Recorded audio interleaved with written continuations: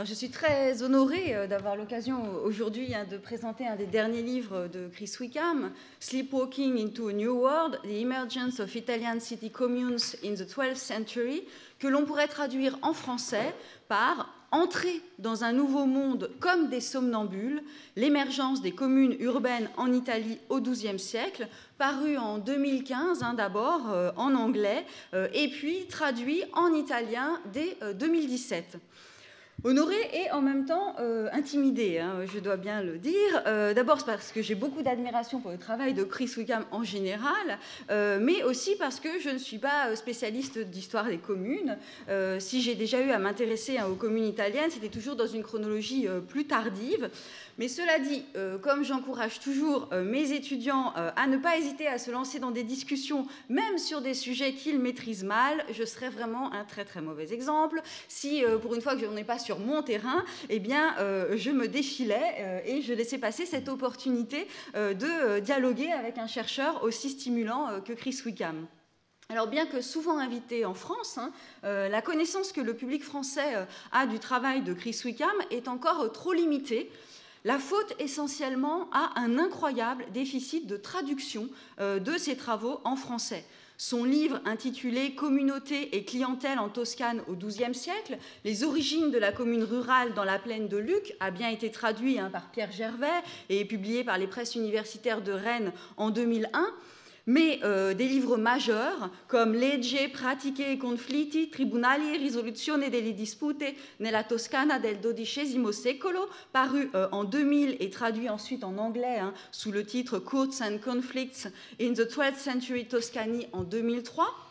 ou encore Framing the Early Middle Ages, Europe and the Mediterranean 400-800 en 2005, Medieval Rome en 2015, pour ne citer que les ouvrages les plus récents, parce qu'il y en a énormément, eh bien, tous ces livres n'ont pas fait l'objet de traduction en français. Ce qui n'est certes pas très grave pour les collègues qui, en général, acceptent quand même de lire des livres en anglais, mais qui provoque, en revanche, un important retard de la diffusion des acquis de ces recherches auprès des étudiants, auprès du grand public.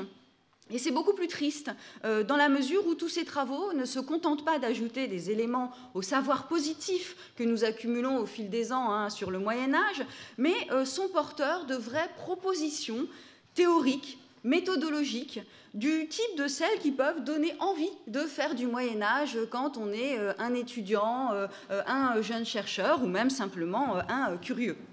Alors, c'est en suivant le fil de quelques-unes de ces propositions théoriques et méthodologiques que je vous propose de présenter Sleepwalking into a New World et de lancer la discussion sans m'interdire de faire le lien avec d'autres travaux de Chris Wickham. Je pense ici aux ouvrages que j'ai cités précédemment, mais aussi à un de ses articles récents intitulé The Feudal Revolution and the Origins of Italian City Communes, paru en 2014 dans les Transactions of the Royal Historical Society. D'ailleurs, c'est assez amusant parce qu'il est paru avant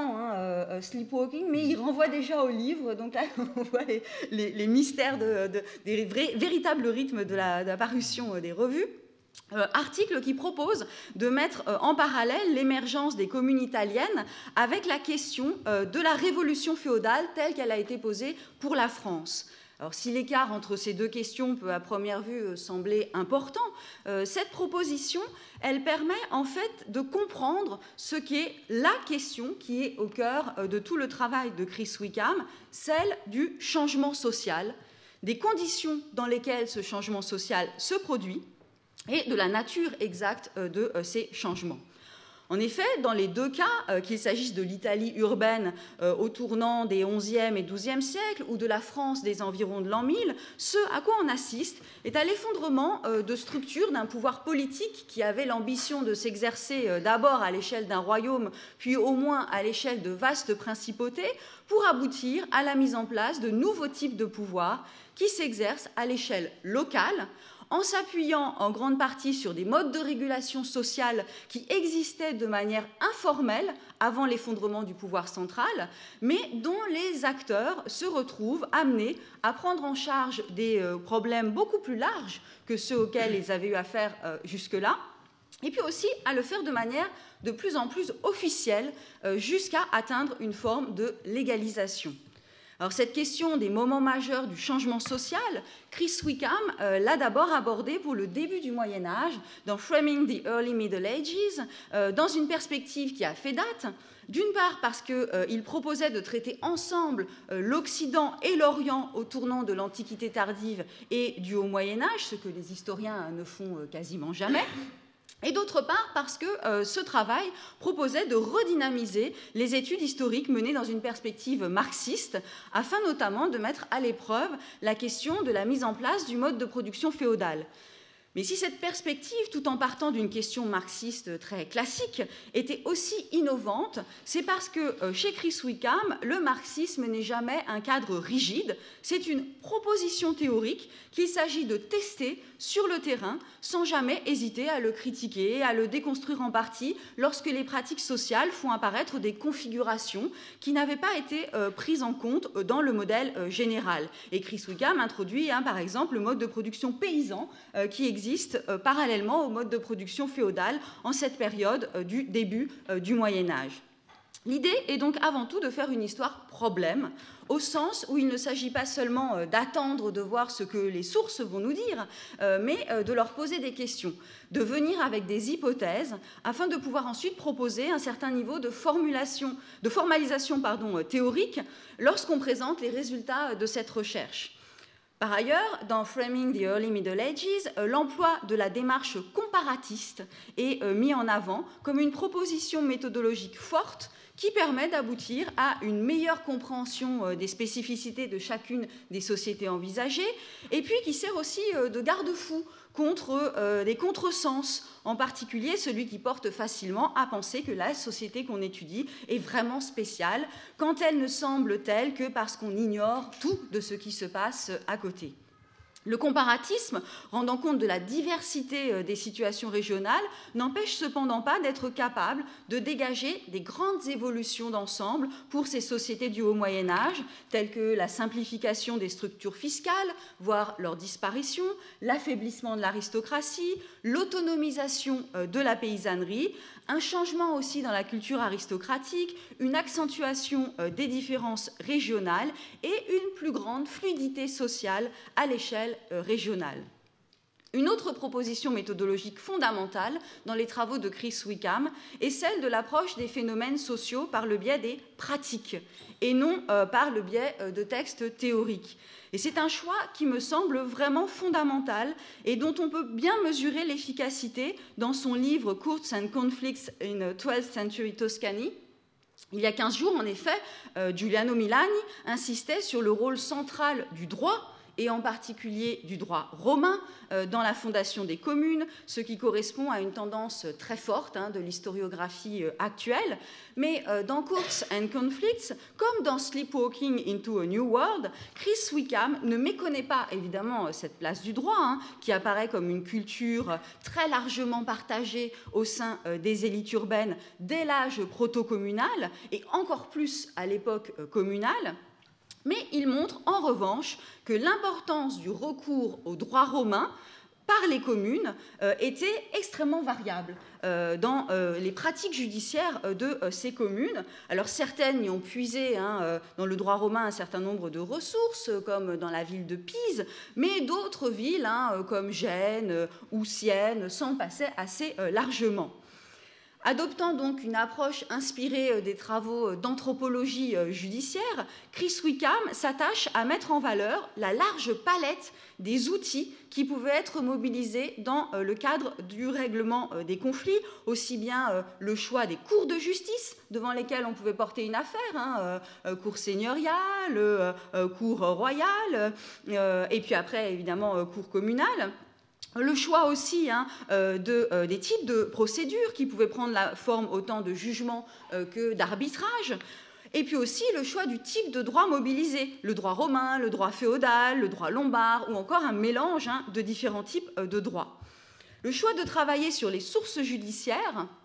a aussi été pour lui un premier moyen d'entrer dans l'étude des modes de pensée des acteurs, les archives judiciaires se prêtant particulièrement bien à une telle approche. Ainsi, lorsqu'il dit au début de Sleepwalking into a New World qu'en tant qu'historien du social, il est plus habitué à analyser les résultats des choix faits par les gens qu'à suivre les processus mentaux qui en ont été à l'origine, eh bien, en fait, il ne faut pas le croire complètement. Parce que dans ses livres précédents, il s'était déjà intéressé à la question des processus mentaux.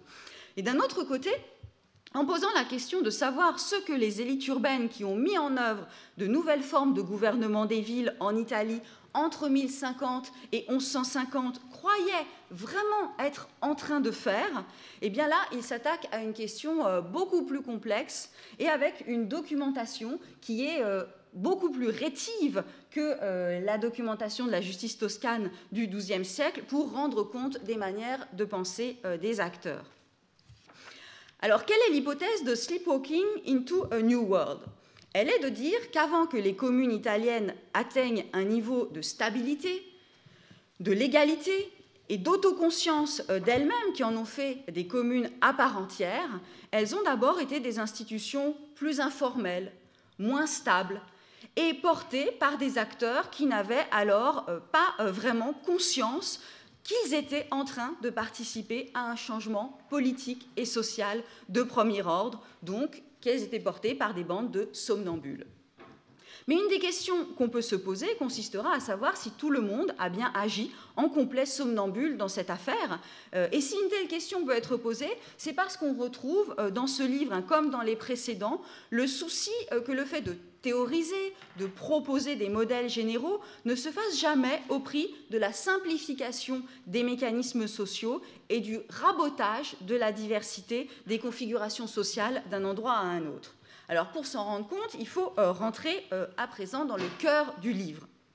Alors si de loin le livre de Chris Wickham semble concerner l'histoire des communes italiennes et s'inscrire du coup dans une bibliographie immense, il porte en fait sur une période particulière que l'on qualifie en général de période consulaire qui couvre les années 1090 à 1150 environ.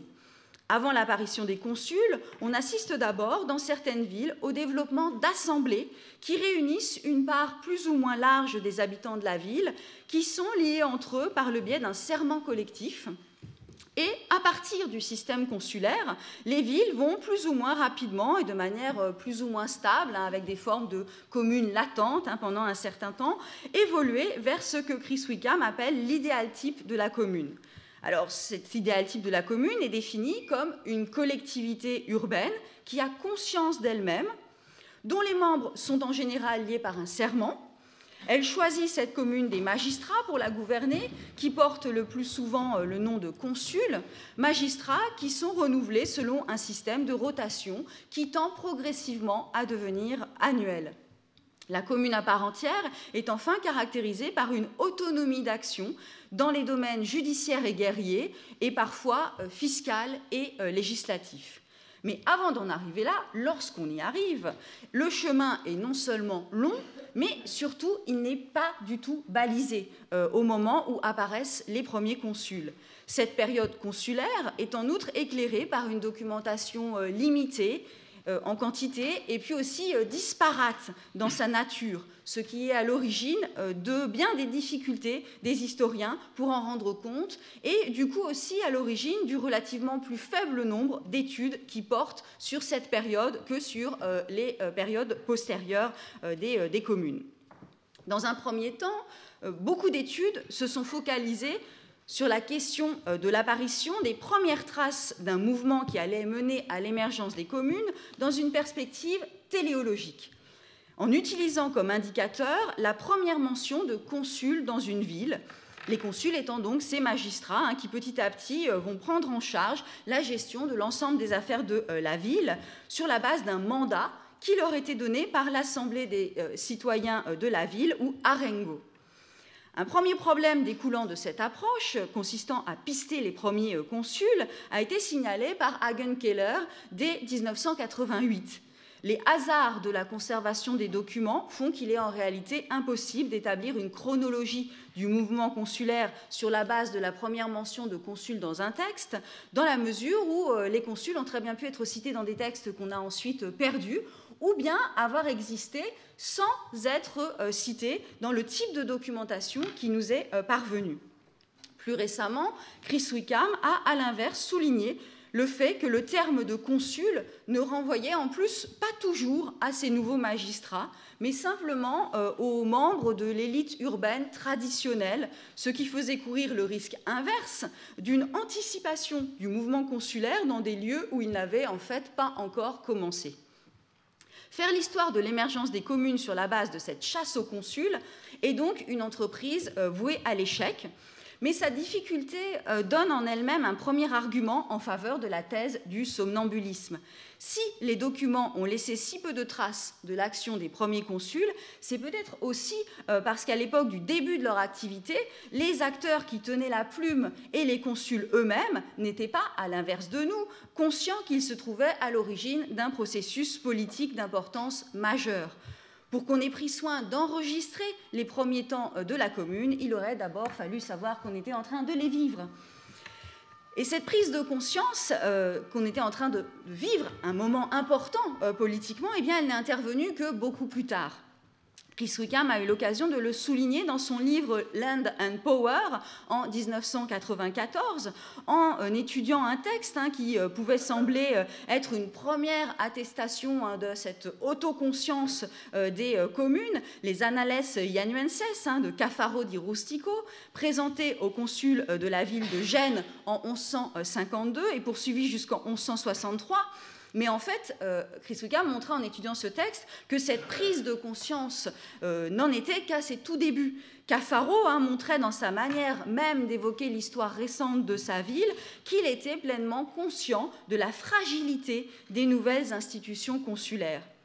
Ailleurs qu'à Gênes, cette prise de conscience de ce qu'étaient réellement devenus les régimes consulaires n'est pas intervenue avant que les villes s'allient pour faire face à Frédéric Barberousse. Et c'est vraiment la paix de Constance en 1183, comme on l'a vu il y a 15 jours, qui a marqué le véritable moment de consolidation des institutions communales. La reconnaissance par l'empereur du pouvoir que les communes exerçaient déjà dans la pratique aurait ainsi été le moment du réveil de tous ces somnambules qui, à partir de là, ont pu en partie commencer à relire l'histoire du siècle précédent au prisme de cette toute nouvelle conscience d'eux-mêmes.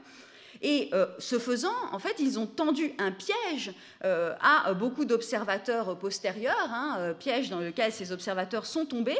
parce que leur texte, désormais, gommait toute la dimension fragile, expérimentale et inconsciente de l'âge consulaire. Alors, pour plagier un auteur bien connu, Dominique Barthélemy, on assiste alors, en fait, tardivement à une révélation communale avec l'émergence de sources narratives et de sources de la pratique, beaucoup plus abondantes qu'avant, mais qui sont nées, en fait, d'un processus social, ces sources qui étaient entamées depuis au moins un siècle.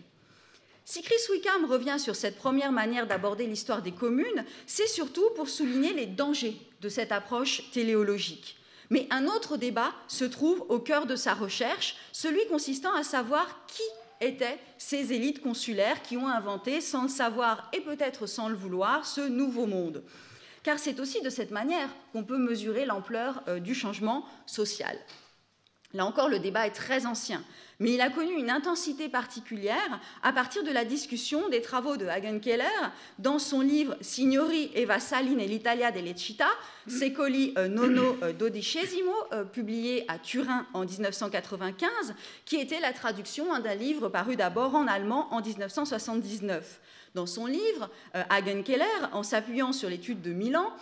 insistait sur la dimension fortement aristocratique des milieux consulaires, en distinguant trois ordres au sein de la société urbaine, les capitaines, qui étaient d'importants seigneurs tenant des fiefs, en général de l'évêque ou de l'archevêque de la ville, les valvassores,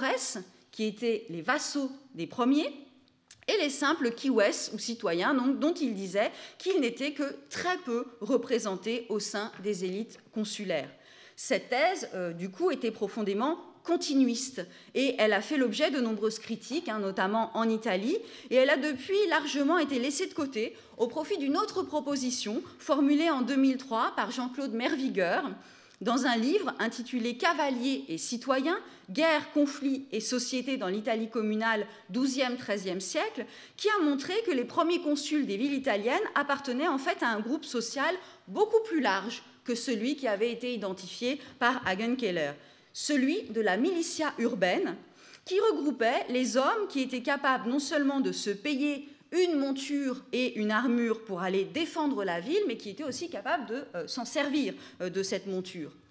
Cette militia urbaine, formée de cavaliers citoyens, elle représentait entre 5 et 30% de la population urbaine, le plus souvent 10 à 15%. Et elle était marquée par une assez grande fluidité sociale, un marchand enrichi pouvant très bien faire en sorte que ses fils se forment dès leur plus jeune âge au combat, à cheval, pour intégrer ensuite ce monde de la militia, une fois devenus des adultes. Les vieilles et les nouvelles élites, du coup, se retrouvaient toutes au sein de ce groupe, partageant les mêmes valeurs militaires et civiques. Dans son livre, Chris Wickham reprend à son compte ce modèle pour en faire son point de départ, mais il entend aussi le discuter, en particulier sur la question de savoir si ce groupe des Milites Kiwes présentait vraiment une très forte homogénéité, comme le défend Jean-Claude Mervigueur. Pour répondre à cette question, Chris Wickham s'appuie sur 3 études de cas, Milan, Pise et Rome, qui sont ensuite remises en perspective avec des éléments de comparaison venus de toute l'Italie du Nord et du Centre, et il répond négativement à la question de savoir s'il y a une homogénéité du groupe de la militia. D'une ville à l'autre, en fait, la militia consulaire présente une structure très variable, et c'est peut-être ce qui permet de comprendre pourquoi, à l'intérieur du monde communal, chacune des communes était différente de l'autre, tout en s'inscrivant dans un mouvement plus général. Cette hypothèse de Wickham, elle permet du coup de répondre à une question qui était complètement laissée dans l'ombre par Mervigueur, celle de la grande différence entre les communes, qui restait peu compréhensible si on imaginait une militia homogène dans toute l'Italie précommunale. Mais bon, il faut dire que ce n'était pas non plus l'objet unique du livre de Mervigueur. C'est aussi pour ça qu'il ne l'avait pas forcément exploré. Alors, à partir de ces 3 villes tests, Chris Wickham montre que le groupe des Milites peut être en réalité divisé en 3 strates, dont les interactions et la part que chacune des strates a pris dans l'émergence du monde consulaire sont très variables d'une ville à l'autre et parfois aussi d'un moment à l'autre à l'intérieur d'une même ville. La première strate est à peu près l'équivalent de l'ordre des capitaines chez Keller. Ce sont des aristocrates à la tête de vastes domaines, dont des seigneuries rurales, des personnes qui étaient déjà souvent aux affaires dans l'entourage de l'évêque ou de l'archevêque de la ville avant l'émergence du consulat. La deuxième strate est constituée de personnages qui sont des personnes riches, des grands propriétaires, mais qui ne disposent pas du tout de domaines seigneuriaux équivalents aux précédents, même s'ils disposent parfois de quelques petits fiefs. Et la troisième strate, c'est celle dite des élites moyennes, qui, elles, ne sont même pas forcément propriétaires de terres, et au sein de laquelle on trouve avant tout des juristes. À Milan, les premiers consuls appartiennent à la première strate, celle des très grands aristocrates liés à l'archevêque. Mais à partir des années 1130, les aristocrates laissent la place à une majorité d'hommes issus de la troisième strate, de juristes. À Pise, les consuls qui apparaissent entre les années 1090 et 1110 appartiennent à la deuxième strate, celle des hommes riches qui ne sont pas des grands seigneurs et qui étaient déjà également à Pise les hommes qui entouraient l'évêque avant l'émergence du consulat. On a donc ici des élites consulaires qui sont moins puissantes qu'à Milan, mais qui présentent une grande continuité sociologique.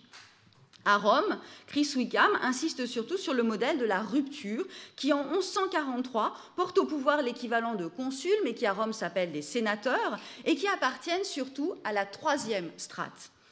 Mais la lecture des travaux de Jean-Claude Mervigueur, qui a insisté sur l'émergence dès avant 1143, en particulier autour de 1127, de sénateurs romains qui prétendaient représenter tout le peuple romain, pourrait inciter à rapprocher encore plus nettement peut-être le modèle romain du modèle milanais, avec un premier moment où c'est la première strate qui domine, et puis un deuxième âge consulaire qui serait plutôt porté par la troisième strate, celle des élites moyennes. Une autre interrogation se fait jour quand on pose le problème en ces termes. Alors que pour le cas romain, Chris Wickham montre parfaitement le mécanisme qui aboutit au soulèvement de 1143, il est en revanche plus difficile de saisir ce qui se passe à Milan, quelque temps avant,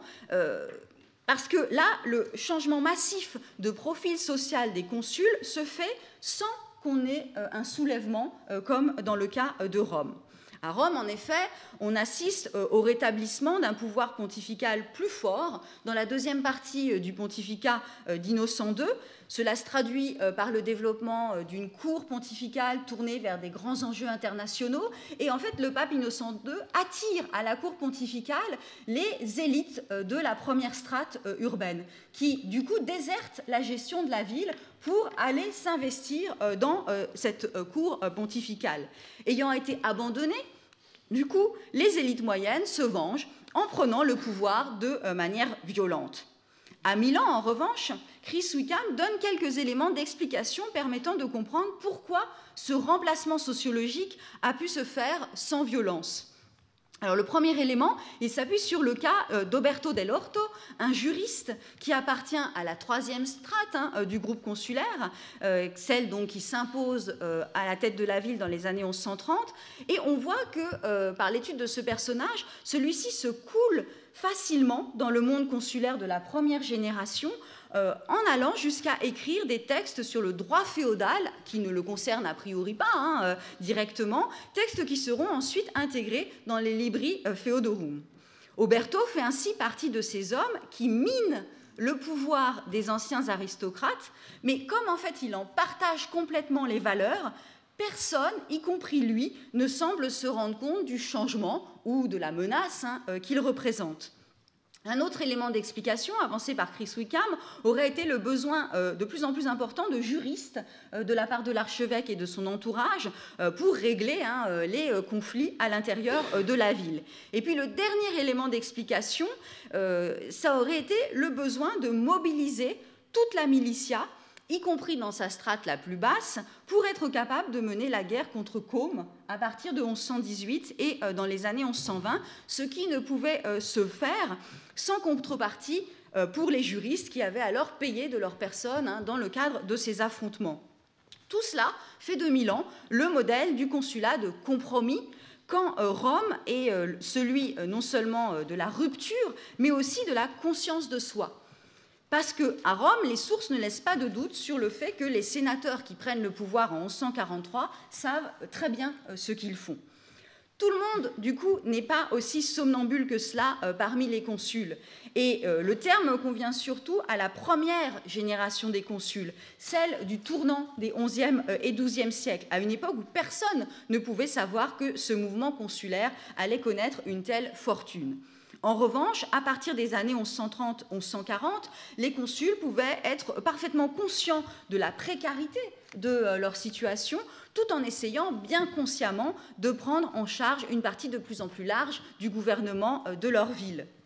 La question du niveau de somnambulisme, elle se pose aussi du côté de ceux qui faisaient partie des anciennes élites urbaines et qui ont refusé de participer au mouvement consulaire, parce qu'il y en a des grandes familles qui auraient pu participer au début du mouvement consulaire et qui ne veulent pas. Alors on peut émettre l'hypothèse qu'avant que le consulat ne se consolide, ils ne voyaient tout simplement pas l'intérêt de participer, absorbés qu'ils étaient par d'autres activités que celles consistant à gouverner les hommes qui se trouvaient au-dessous d'eux. Alors c'est dans l'ensemble le choix interprétatif qui est fait dans le livre. Mais on pourrait aussi se demander si certains d'entre eux ne voulaient pas plutôt éviter de contribuer à la solidification d'une institution en y participant, dans la mesure où cette dernière était au départ complètement dépourvue de légalité. Et on sait bien que quand on participe à une institution, on contribue en fait à la faire exister et perdurer. Dans cette seconde hypothèse, ils auraient été plus somnolents que somnambules, comprenant bien les dangers qu'il pouvait y avoir dans le consulat, tout en se faisant des illusions sur son caractère éphémère, illusions éventuellement partagées d'ailleurs par les premiers consuls. Ces interrogations en rejoignent une autre qui m'est venue à cause de la comparaison faite à la fin du livre avec la situation de la mafia dans la ville de Palerme. Alors désolé, hein, on va encore faire du bashing sur Palerme, alors que pourtant, en ce moment, la ville de Palerme donne plutôt l'exemple, hein, donc voilà, c'est un cas théorique. Alors Chris Wickham, hein, à la fin de Sleepwalking into a New World, reprend un parallèle qu'il avait déjà fait dans Framing the Early Middle Ages pour réfléchir à la situation à cette époque-là de l'Angleterre, qui s'appelait encore la Bretagne, au moment où, au début du 5e siècle, les Romains décident de s'en retirer. Et à ce moment-là, il s'agit de faire le parallèle entre ces situations de vide du pouvoir avec ce qui se passerait si, tout d'un coup, aujourd'hui, toutes les structures de l'État italien présentes à Palerme disparaissaient. Dans ce cas, les responsables de la mafia seraient probablement obligés de prendre le relais de l'État en s'appuyant sur des réseaux de loyauté dont ils disposaient déjà auparavant et sur les modes de régulation qu'ils utilisaient déjà lorsque les structures publiques existaient encore. Cependant, ces responsables de la mafia seraient alors conduits progressivement non seulement à mettre en place des formes plus organisées, plus visibles de gouvernement, mais aussi à assumer des tâches dont ils n'avaient pas eu la charge jusque-là. Alors cette comparaison, elle n'est pas seulement là hein, pour le plaisir de faire un clin d'œil, elle a vraiment une fonction dans la compréhension hein, de la thèse du livre, et elle a surtout le très grand mérite de faire prendre conscience d'une dimension essentielle des systèmes proto-communaux. Lorsqu'ils prétendent trancher dans un conflit au tournant des XIe et XIIe siècles, les consuls ou les iudices qui agissent pour leur compte le font en dehors des systèmes légaux existants et d'abord à côté de ces systèmes légaux existants. En effet, l'Italie du Nord et la Toscane font alors encore partie du royaume d'Italie, qui est placé sous la souveraineté des empereurs germaniques qui délèguent l'exercice du pouvoir à l'échelle locale aux évêques, aux archevêques ou aux marquis de Toscane. Et une des dernières manifestations hein, de cette puissance publique au XIe siècle, c'est l'organisation des placitas, hein, où ces représentants des empereurs rendent la justice. Les cours des consuls, elles se développent d'abord à côté de ces placitas. Et en ce sens, leur fonctionnement s'apparente bien à celui des structures mafieuses, qui sont, entre autres, des organismes de gestion des conflits, n'ayant d'autre légitimité que celle que leur donne le fait d'être présents sur le terrain, auprès des populations, et de disposer de leviers pour forcer les autres à respecter leurs arbitrages, quand les autorités légales, elles, sont perçues comme défaillantes et incapables de faire respecter leurs propres lois. Une telle comparaison, si on la développe dans toutes ses dimensions, ne semble cependant pas complètement correspondre à la situation que décrit Chris Wickham pour l'Italie médiévale. Mais du coup, on peut se demander si c'est la comparaison qui trouve ici ses limites ou si elle ne permettrait pas d'interroger plus avant le rôle des élites urbaines dans la situation de crise des pouvoirs publics à la fin du XIe siècle. En effet, d'un côté, le but de la mafia, c'est toujours d'affaiblir au maximum les structures publiques afin de s'y substituer, tout en essayant de faire en sorte quand même qu'elles perdurent pour les parasiter en en tirant le plus grand bénéfice, mais sans avoir toutes les contraintes de la gestion quotidienne d'un territoire et d'une population. Donc, elles espèrent, en fait, ces structures mafieuses, le maintien d'un État zombie. Mais si les structures publiques s'effondraient tout d'un coup aujourd'hui à Palerme, on peut penser que la mafia aurait des chances de ne pas y être complètement étrangère par l'action qu'elle développe depuis de très nombreuses années. Ce qui nous ramène à nos pouvoirs consulaires, et plus particulièrement au cas de Pise ou de Rome. En effet, Chris Wickham parle dans son livre d'une position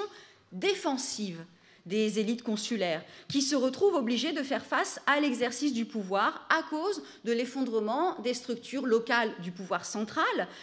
Mais on peut aussi se demander dans quelle mesure ces élites n'ont pas, volontairement ou non, hein, là je ne me prononce pas, par le simple développement de leur propre politique à côté de celle des pouvoirs publics, participé à cet affaiblissement et ensuite à cet effondrement des pouvoirs publics. Les élites pisanes, comme les élites romaines, ne se sont en effet pas toujours contentées de jouer un rôle passif, hein, il faut bien le dire, dans la déstabilisation des représentants locaux des pouvoirs publics. Refuser de voir dans leur action une mobilisation ayant pour but de prendre en main leur destin à l'échelle locale avec en vue l'émergence d'une commune, ce que personne ne pouvait imaginer dans la deuxième moitié du XIe siècle, paraît évidemment tout à fait raisonnable. C'est ce que vous faites et là on ne peut que vous suivre. Mais à mon sens, ça n'implique pas forcément de ne voir dans les agissements de ces élites urbaines qu'une position purement défensive dans l'effondrement des structures publiques. Un deuxième point dont il me semblerait intéressant de débattre concerne la manière même dont le livre est organisé et ce que cette organisation permet de mettre en valeur ou de laisser dans l'ombre. Mais ça sera peut-être le point de départ de prolongement dans d'autres livres, parce que j'imagine qu'il va y en avoir encore bien d'autres. Alors, la première de ces études de cas, en effet, concerne la ville de Milan. Et au début, on peut trouver ça singulier. En effet, rien ne permet de penser que le consulat aurait émergé à Milan de manière pionnière. Les deux villes qui ont développé a priori les formes les plus anciennes de pouvoir consulaire étant Gênes et Pise. Chris Wickham le rappelle bien dans son livre, mais il met en avant le fait que Milan, en plus d'être une ville très importante, a eu les faveurs de nombreuses études historiques. D'un autre côté, on peut aussi se demander si d'autres raisons qui sont présentes dans le livre, mais plus discrètement, ne justifieraient pas pleinement la place inaugurale de Milan. La principale nous ramenant à la première séance du séminaire de cette année, lorsque Piroshka Nagy est venu nous parler de la Pataria. Bien qu'étant, on l'a vu, un mouvement religieux, la Pataria a mis à l'honneur la pratique des assemblées jurées dès les années 1060-1070, et même si les participants de ce mouvement des Patarins n'ont a priori pas joué de rôle dans les mouvements consulaires naissants, il n'est pas exclu que l'héritage plus vague d'une pratique des assemblées jurées et d'une politique trouvant sa légitimité au sein d'une large base sociale ait été complètement... il n'est pas évident que ça a été complètement oublié. À Milan d'ailleurs, ou dans d'autres villes, car les éléments de la Pataria ont été connus au-delà des limites de la ville de Milan. Or, comme une des originalités du livre, c'est d'insister sur le rôle qu'ont pu avoir les assemblées jurées avant même l'affirmation des premiers consuls, la place inaugurale de Milan, du coup, semblerait prendre un autre sens. D'un autre côté, la visibilité que cette première étude de cas donne aux assemblées de citoyens s'accompagne en revanche d'un passage au second plan des villes qui ont été les premières villes consulaires, Pise et Gênes. Dans le premier chapitre du livre, l'idée selon laquelle le caractère précoce des consulats dans ces villes aurait pu être lié à leur développement économique est rejetée par Chris Wickham, en s'appuyant sur le fait que d'autres villes qui n'étaient pas des centres économiques importants, comme Bergame ou Parme, ont connu rapidement le développement d'un régime consulaire, alors que Venise, qui était un centre économique majeur, n'a pas été touchée par le mouvement consulaire. Alors, on pourrait d'abord arguer qu'être les premiers à développer une nouvelle pratique politique sociale et suivre rapidement n'est pas exactement la même chose. Ce qui renvoie d'ailleurs à la question de la circulation des pratiques politiques entre ces villes d'Italie du Nord et du Centre. D'autre part, si on considérait l'économie de ces villes pionnières, non seulement sous leurs aspects d'économie productive et marchande, mais aussi de manière plus globale, en intégrant la part de leur économie de prédation, on pourrait peut-être rediscuter de la non-pertinence de la situation économique des villes parmi les causes de l'émergence des systèmes consulaires. En effet, un autre des éléments très intéressants dans le livre, qui le place à nouveau dans le prolongement et le dialogue des travaux de Jean-Claude Mervigueur, c'est la mise en lumière de l'importance des entreprises militaires dans l'émergence des assemblées qui ont précédé le développement des consulats. Alors qu'on a d'abord, dans l'historiographie, presque uniquement insisté sur le rôle judiciaire des communes naissantes, l'examen de leurs origines par Chris Wickham fait ressurgir, en un temps où la justice passait encore en partie par les grands placitats publics, la part que prenait l'organisation d'expéditions armées, proches ou lointaines, dans la justification de la réunion des grandes assemblées, mais aussi dans l'affirmation du pouvoir de la militia, qui était en charge de mettre en œuvre concrètement ces expéditions. Les expéditions militaires reviennent ainsi au premier plan, et du coup, c'est peut-être pas un hasard si dans toutes les communes les plus précoces identifiées par Chris Wickham, c'est d'abord la deuxième strate, celle des milites riches, qui domine les consulats, car c'est la strate de ces hommes qui ont les moyens matériels et techniques de faire la guerre et qui la conçoivent comme la continuation du commerce par d'autres moyens, quand ce n'est pas l'inverse. L'économie n'est donc peut-être pas si hors sujet que cela, si on envisage de manière plus large cette économie qu'on ne le faisait autrefois. Et il me semble que le fait que Venise, qui présentait le même profil économico-guerrier que Pise et Gênes, ne rentre pas dans le modèle, ne me semble pas un contre-argument suffisant, parce que Venise apparaît jusqu'à la fin du Moyen-Âge très souvent en décalage avec les évolutions politiques des communes du nord et du centre de l'Italie. À plein d'autres moments, on observe les mêmes décalages. Alors j'espère que ces questionnements, qui sont plus des éléments de curiosité de ma part que des critiques, ne vous paraîtront pas trop absurdes. Et je voudrais juste pour finir ouvrir la discussion d'une autre manière, à la suite de réflexions qui me sont venues en confrontant Sleepwalking into a New World avec Courts and Conflicts et avec le texte que j'ai mentionné tout à l'heure sur la révolution féodale, afin de vous interroger sur ce qui m'a semblé être une inflexion légère dans vos travaux. Cette inflexion me semble en effet de nature à nous aider à repenser la question du changement social entre le Xe et le XIIe siècle en Europe, mais j'aimerais avoir votre avis sur la question, parce qu'on sait bien que les lecteurs sont toujours prompts à voir dans les livres des choses qui n'y étaient pas forcément volontairement de la part des auteurs. Sleepwalking into a New World est un livre qui est issu d'une série de Lawrence Stone Lectures faite en mai 2013 à l'université de Princeton. Et donc ce livre, il est déjà impressionnant de densité, mais en fait, il a forcément un horizon un peu réduit, puisque c'était au départ des conférences. Et il prend place dans des travaux beaucoup plus vastes de Chris Wickham. Et pour ne prendre qu'un exemple, il y a en fait dans Courts and Conflicts une 4e étude de cas détaillée qui aurait pu trouver sa place dans le livre, celle qui porte sur la ville et la commune de Lucques. Et en débutant le chapitre sur les origines de la commune de Lucques, vous posez alors clairement la question de savoir quand la rupture avec le passé peut être placée dans l'histoire des communes italiennes. Est-ce seulement lorsqu'émergent les premiers statuts communaux, au plus tôt au milieu du XIIe siècle? Est-ce lorsque les consuls commencent à revendiquer eux-mêmes le caractère public de leur action? Ou alors lorsque ces consuls apparaissent pour la première fois? Ou bien dans les années 1090, lorsque les serments collectifs de paix deviennent des instruments de l'affirmation d'une communauté urbaine, ou même encore plus tôt, lorsque les villes commencent à agir militairement et politiquement sans avoir recours aux souverains. Ce qui, pour Pise et Crémone, par exemple, nous fait remonter carrément aux années 1020-1030. Alors, tout en disant que chacune de ces possibilités est en partie vraie, peut se défendre, vous écrivez alors la chose suivante, alors c'est ma traduction, donc si elle n'est pas bonne, c'est moi qui suis responsable. D'un autre côté, décrire les changements politiques advenus sur une période de 200 ans simplement comme un ensemble de petites étapes, chacune imperceptible sur le moment, risque à son tour de présenter une lecture trop continuiste de la période. Il y avait donc dans ce texte une certaine forme de résistance à l'idée d'abandonner la recherche d'un grand moment de rupture pour envisager à la place le fait que le changement social, pour être réel, radical, pouvait en même temps être lent et presque imperceptible sur le moment. De la même manière, dans le débat sur la révolution féodale organisé dans Past and Present en 1997, vous donniez d'excellents arguments relativisant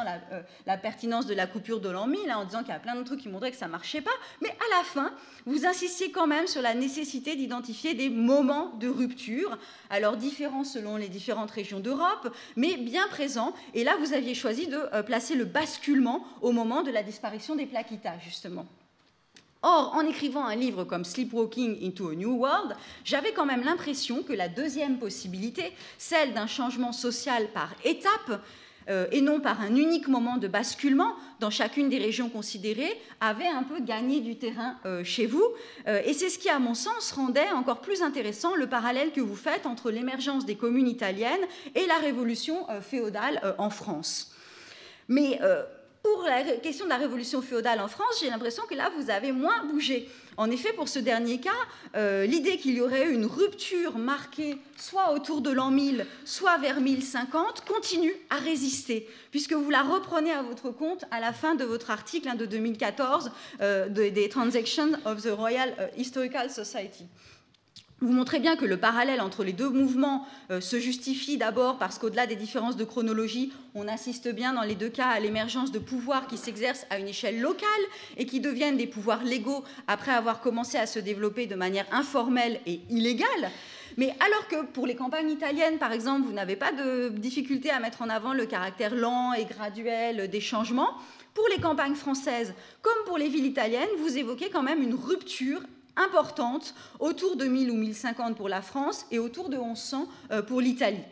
Et je me demande dans quelle mesure le modèle des somnambules, du coup, ne gagnerait pas à être plus nettement assumé, même s'il n'exclut pas, comme on le voit dans votre livre, des inflexions plus rapides, des moments de violence dans certains endroits, à certains moments. Il ne repose pas seulement sur l'idée d'un changement social indiscernable pour ces acteurs. Il repose aussi sur l'idée que le changement social, pour être radical, ne s'en est pas moins fait de manière graduelle. Et à ce titre, je pense qu'on pourrait le mettre en relation avec la question de la révolution féodale en France. En effet, et là encore, je m'aventure sur des terrains dont je ne suis pas spécialiste, même s'ils m'intéressent beaucoup. La lecture des travaux produits depuis une vingtaine d'années par les collègues qui sont spécialistes de cette époque m'a aujourd'hui convaincu que le modèle de la révolution ou de la mutation de l'an 1000 ne fonctionnait pas. Non que cela veuille dire qu'il n'y ait pas eu, par exemple, une étape particulièrement importante dans le changement des modes d'exercice du pouvoir, dans la sociologie de ceux qui l'exerçaient, dans le Mâconnais, autour de l'an 1000. Mais en revanche, il me semble impossible de continuer à défendre l'idée d'une mutation sociale brutale qui aurait concerné en même temps toute la France, voire toute l'Europe, car on sait bien la propension des concepts et des modèles français à devenir tout de suite impérialistes. Et je recommande à ce sujet les pages hilarantes de Timothy Reuter dans le débat sur la révolution féodale de Past and Present en 97, où il rappelle qu'évidemment toute l'histoire est l'histoire de France, comme chacun sait. Alors d'un autre côté, il ne me semble pas non plus défendable de se servir des failles du modèle de la révolution de l'an 1000 pour défendre l'idée d'une complète continuité du fonctionnement des institutions ou de la composition sociologique des élites. Et si un modèle alternatif devait aujourd'hui émerger, il me semble qu'il aurait de fortes chances de faire apparaître à la fois le caractère graduel du changement social entre le Xe et le XIIe siècle, le décalage chronologique potentiellement fort entre ces différentes étapes d'une région à l'autre, et au final, un changement profond des systèmes de domination et de la sociologie des élites, sans exclure évidemment que certaines familles aient conservé leur place dominante en dépit des bouleversements du système social. Présentés du coup de cette manière, les parallélismes entre les modes de transformation des villes italiennes et ceux de la société rurale française apparaissent extrêmement nombreux, jusqu'à la révélation documentaire a posteriori d'un changement social amorcé depuis déjà longtemps. En revanche, on constate que si le mode de fonctionnement de ce changement social présente des similitudes, le résultat est quant à lui aux antipodes entre les campagnes françaises où s'affirme le pouvoir coercitif fort des seigneurs et celui des villes italiennes où les nouveaux gouvernements qui se mettent en place sont bien, en dépit de toutes leurs difficultés, des émanations d'une communauté civique relativement large dont les représentants ne se limitent pas aux couches supérieures de l'aristocratie. Donc voilà, tout ça pour dire que j'ai été vraiment convaincue par ce modèle des somnambules au point de vouloir l'étendre un petit peu plus loin. Parce que ce modèle, il me semble beaucoup plus conforme, ne serait-ce qu'à l'expérience que nous avons du monde social, que la recherche, selon moi, infiniment vouée à l'échec, de grands tournants uniques. Alors ces grands tournants uniques, évidemment, ils existent en histoire, quand il y a une guerre, un coup d'État, une révolution. Mais le reste du temps, nous sommes toujours un peu des somnambules. Et c'est aussi le mérite des travaux de Chris Wickham de nous rappeler que ces rythmes à la fois lents et saccadés de l'histoire ne doivent ni nous désespérer concernant la possibilité d'un changement social positif, même s'il n'y a pas de grande révolution, ni non plus nous aveugler sur la permanence du monde tel que nous le connaissons, parce qu'il peut toujours, graduellement, par saccades, encore empirer. Merci.